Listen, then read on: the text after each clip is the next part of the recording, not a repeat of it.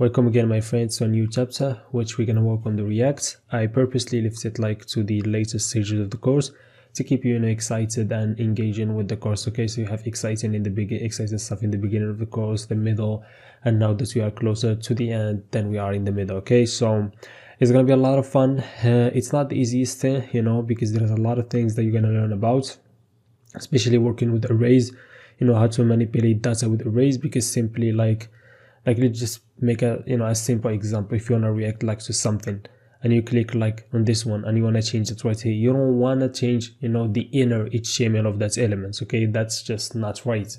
You can do that like with jQuery and you work with basic stuff, but when you work with React, all of this stuff should be done by a state. Okay, so you actually don't change what you see right here, okay, but you just control the state of what you're gonna see. Okay, so it's like magic. Okay, it's not actually changing the HTML, it's rather just controlling what you can see and what you can't see. Okay, you may not understand what I'm saying, but you're gonna understand when we work on that. And let me go to the final build so I can explain a few things that you're gonna need to learn. Okay, so right here we're gonna show like the type of Reacts that we have. Okay, and it's gonna be like ordered from the most amount to the least amount. Okay, and we're gonna only show the three first. Okay, so from the left to the right, it shows like this is the most Reacts we have for that post, and also then it goes ordered to the smallest. Okay, that's the first thing. The second thing, if you want to react on something, like you just hover, okay, and you choose a type of React, like for example, I want to choose this one. Okay, don't worry if you see like some bug right here, it's not in the final build. Okay, if we fix that. Okay, so if I click right here, okay, that means I've reacted, it changes right here, everything is fine. But also if I want to like now click on the same React again, that's gonna remove it. Okay, when you react on something and you choose the same React, it removes it. But if you choose like a new one right here, okay, and I choose a new one, okay, that changes it and also changes the text of it. But if I went like now and change it, it's fine. Click on that again and you understand. Okay, if I click also right here, it's gonna like. If I click now, it's gonna unlike. If we have like something right here and I click right here, it's gonna remove it. So as you see, this type of changes is fast. And it's gonna be very, very nice to do, and you're gonna learn so much. Okay, so let's start. So we're gonna start from the backend. We're gonna go to the backend, and in the models, let me take this code and copy it. This one is gonna be called React. Okay, I'm gonna change the name right here to React Schema, and change it also right here.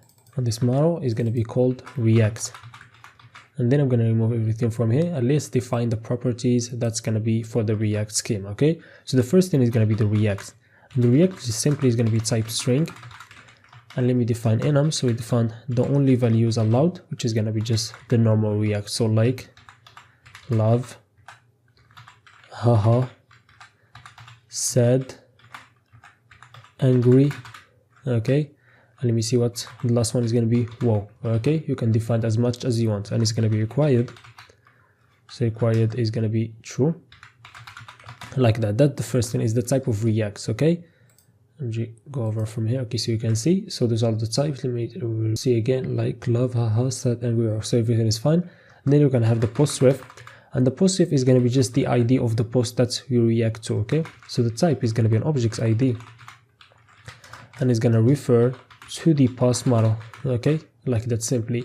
And also we're gonna react in a post, but who reacted to that post? So it's gonna be react by, and the type of this type is gonna be object's ID also, and it's gonna be to the user. Okay, so it reference the user. And so that's all for the React model. Okay, everything is done. You only need the React, the post you wanna react to, and who reacted to that post. Okay, so as everything is fine, we can go and continue. So it's time for the React function. We're gonna start from the route. We can take anyone from here.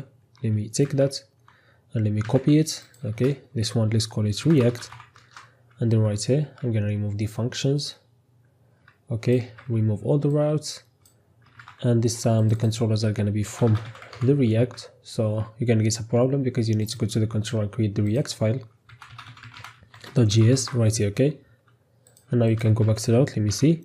Okay, so everything is fine. Now you can just create the route you want. So it's going to be router, it's going to be a put request. Okay, and it's going to go / React post. Okay, because we want to react to the post, and also we want to pass like the auth user, because This is where we're gonna get the information of the user logged in, and also we need just the function is called as React post, okay? And we need to create this function, so let me import it from here and go to the React controller and create it. So export .react post is gonna be an async function. It's gonna be request, response, and right here we're gonna have a try catch, just the usual. When you have an error, return response.status. Okay, if I can write 500, which is the server internal error, and then JSON, and just the message is gonna be the error dot message. Okay, like that. And in the try, so the first thing you want to do, like to react on a post. Okay, so you need the post you want to react to and the type of react. So simply you're gonna get the post ID, okay, and also the react, and then this is all gonna come from the body. Okay, like that. So, and then we just can't go and react directly. We want to check if this react existed, okay, because it's going to be a different scenario when our react existed. So we're going to go have const check, and we're going to use await. It's going to be equal. So a check is just want to check on the database if that react already exists or not. Okay, so we're going to need the react model. So let me just get it. So const react require. Going to go back to the models, and then we're going to go to the react. Like that, and right here we're just going to use await, and then we're going to go to the react model and then find one, and we're going to find this by two properties. Okay, so because we can't just find a react by a post or a react by, you need to combine both. So for example, if you want to get the exact react that a user has on a post, you need to search by the post ID and also who reacted to that. Okay, I feel like this is pretty obvious, so we're going to search by the post ref, which is going to be the post ID that we got in the body, and also the react by, and the react by, which is going to be from the request.user.id, which we get from the auth user. Okay, but the problem is in the react by, let me just go back right here, this is an object's ID. Okay, and what we have right here in the request.user.id is just a string, so I want to make sure that we convert this string to an object's ID. Okay, so let me get mongoose. Okay, like that, and I'm gonna go and take all of this and put it inside. I'm gonna go mongoose dot types, we've done this before, and then object ID, and that's gonna convert it to an object ID. So now the check is gonna be done right, and we're gonna see if check is equal to null. That means, okay, there is not existing. That means there is no react by that user on that post, so everything is fine. So you can create a new react. Okay, so let me just see, it's going to be new react. Okay, and the new react is going to have the properties, the usual properties, like the react, which is going to be the react we get from the body.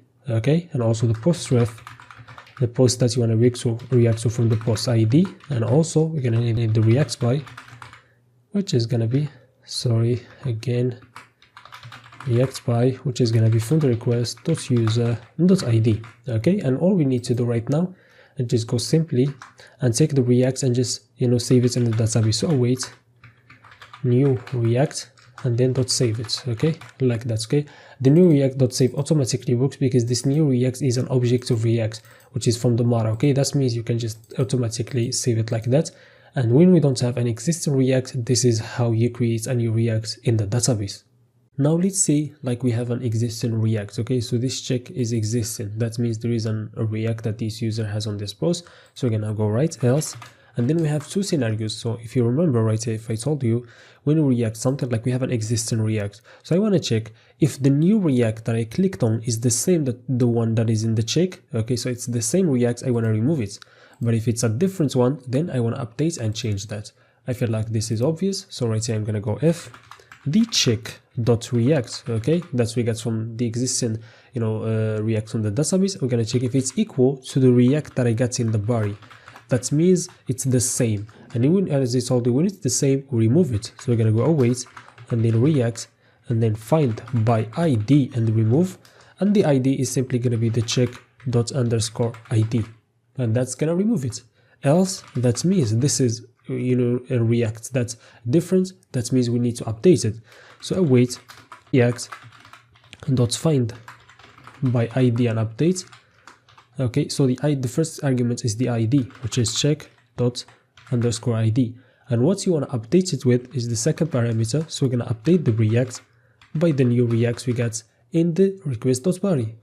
And that's it for the function. So now everything is treated fine. Okay, when we don't have a React, we have the React normally. If we have an existing React and it's the same, we remove it. If it's different, we just update it. Okay, so I feel like everything is fine now. And now we want to actually do it in the front end and see if everything right here is fine.